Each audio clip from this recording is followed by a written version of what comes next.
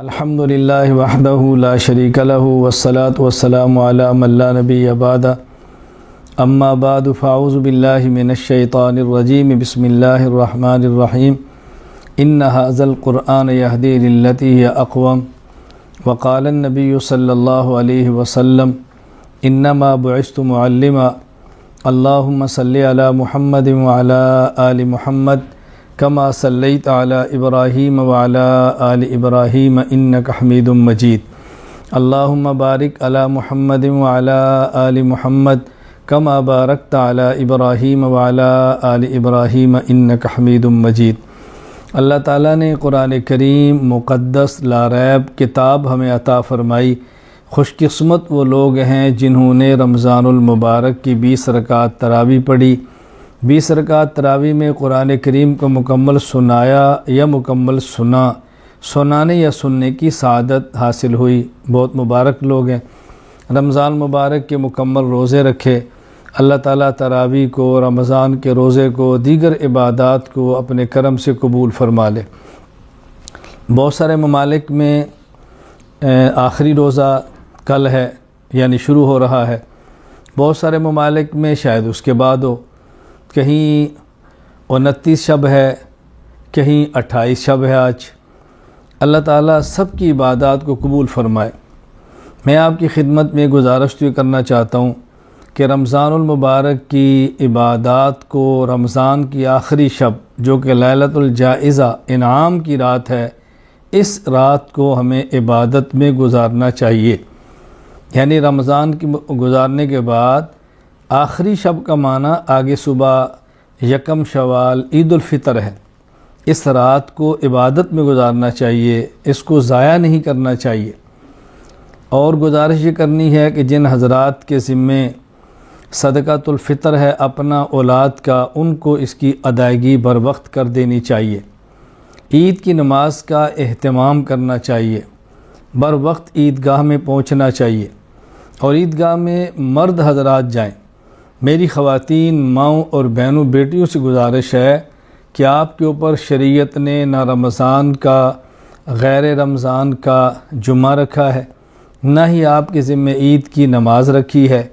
آپ گھر کو سنبھالیں، شوہر عیدگاہ میں جائیں، واپس آئیں تو کھانا تیار ہو، بچوں کو تیار کریں، شوہر کو تیار کریں، عیدگاہ تک پہنچائیں، وہ آئیں تو ان کے لیے آپ گھر کو سجا کے رکھیں، کھانا تیار کر کے رکھیں۔ یہ خواتین کی ذمہ داری ہے۔ خواتین کو عیدگاہ کی طرف نہیں جانا چاہیے، میری آپ سے گزارش ہے۔ پھر عید کے موقع پر بہت سارے ممالک خصوصاً ہندوستان میں بہت معاملات اس حد تک بیماری کی وجہ سے اور کرونا وائرس کی وجہ سے، آفت کی وجہ سے اور وبا کی وجہ سے خطرناک ہیں، دل خون کے آنسو روتا ہے۔ اللہ تعالیٰ تمام انسانوں کی حفاظت فرمائے۔ جو اس وبا میں مبتلا ہیں اللہ ان کو صحت عطا فرما دے۔ جن علاقوں میں بیماری نہیں پہنچی اللہ ان کو محفوظ رکھے۔ جو دنیا سے رخصت ہوئے ہیں، ایمان پر گئے ہیں، اللہ ان کی مغفرت فرمائے، اللہ ان کے درجات بلند فرمائے، اللہ تعالیٰ ان کے پسماندگان کو صبر جمیل عطا فرمائے۔ اس قدر دردناک خبریں وہاں سے آئی ہیں، ہمارے تعلق والوں کی آئی ہیں، قریبی دوستوں کی آئی ہیں، اور بہت سارے لوگ ہیں جن کی خبریں ہم تک نہیں آئی، ہم دور سے سنتے رہے ہیں۔ بہت دل خراش واقعات پیش آئے ہیں۔ ایسے موقع پر ضروری ہے کہ ہم ایسے لوگوں کی حوصلہ افزائی کریں، ان کے غم میں شرکت کریں اور ان کے دکھ میں شرکت کریں۔ یہ اللہ کی طرف سے آفت ہے، مصیبت ہے۔ اس موقع پر ہمت سے کام لیں، صبر سے کام لیں، اللہ پر توکل رکھیں، اللہ تعالیٰ پر بھروسہ رکھیں۔ مسلمان کی اپنی شان ہے، مسلمان کی اپنی عظمت ہے۔ مسلمان کو دل چھوٹا نہیں کرنا چاہیے۔ آفت آ گئی تو اس کا معنی یہ نہیں کہ گھبرا جائیں۔ جو اسباب آپ کے اختیار میں ہیں وہ اسباب اختیار کریں، جو اسباب آپ کے بس میں ہیں وہ اختیار کریں۔ دوا کا خیال کریں، غذا کا خیال کریں، دعا کا اہتمام کریں، لیکن دل چھوٹا نہ کریں، حوصلے پست نہ کریں۔ اپنے آپ کو دوسروں کی مدد کے لیے میدان عمل کے اندر اتاریں۔ اس کا ہمیں بہت زیادہ خیال رکھنا چاہیے۔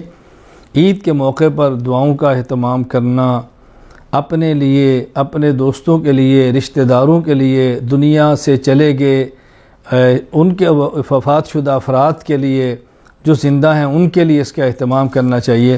بہرحال میں آپ کی خدمت میں عرض کرنا چاہتا ہوں کہ دعائیں بھی فرمائیں، رمضان کی عبادات کو ضائع ہونے سے بچائیں، اور اپنے مسلمان بھائیوں کا بطور خصوصاً بہت زیادہ خیال فرمائیں، پوری انسانیت کا خیال کریں، دوسروں کے دکھ اور دردوں کو سمجھیں۔ ہمیں اس موقع پر سب سے اہم بات یہ کہ جو گزشتہ گناہ تھے اس پہ توبہ کرنی ہے، اللہ تعالیٰ سے معافی مانگنی ہے، اور آئندہ گناہ نہ کرنے کا عزم کرنا ہے، پورے سال کو عبادات کے اندر گزارنا ہے۔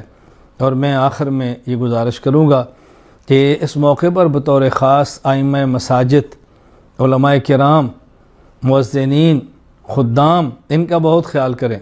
علماء کرام کو ہدیہ دینا، علماء کرام کو عیدی دینا، علماء کرام کی ضرورتوں کا خیال کرنا، یہ خود کریں، خود جو اپنی پوری زندگی دین میں وقف کر کے لگے ہوئے ہیں، تو ہماری ذمہ داری ہے کہ ہم کو مالی اعتبار سے مضبوط کریں، مدارس کا خیال کریں، مساجد کا خیال کریں، مدارس تک اپنے صدقات کو پہنچائیں، اپنی زکوٰۃ کو پہنچائیں، اپنے فطرانے پہنچائیں۔